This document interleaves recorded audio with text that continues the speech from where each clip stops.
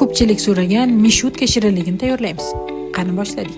Buning uchun 600 gram un hamda 250 gram xona haroratidagi margarinimizni qo'limiz yordamida kroshka tayyorlab olamiz. Kroshkamizga 1 choy qoshiq razrixlicher qo'shamiz. Alohida idishda suyuq massalarni aralashtirib olamiz. 5 ta tuxum sarig'i, 250 gram qaymoq yoki smetana hamda 100 gram shakarni aralashtirib olamiz. Tayyor massamizni unli massamizga qo'shib, yumshoqqina xamir tayyorlaymiz. Xamirimizni 2 bo'lakka bo'lib olamiz. Yarim bo'lagini kichik bo'lakchalarga bo'lib olamiz tezroq muzlashi uchun. Qolgan yarmini duxovkamizning listiga moslab yoyib olamiz.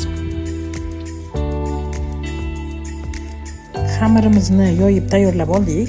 Ana endi 5 ta tuxum oqi hamda 200 gram shakarimizni 5-7 daqiqa davomida mikser yordamida ko'pirtirib olamiz.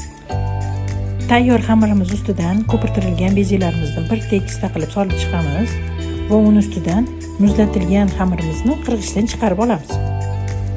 Avvaldan 160-170 gradusda qizdirilgan duxovkada 35-40 daqiqa davomida pishirib olamiz. Pishgan pirogimizni xohishga ko'ra bezatishingiz mumkin.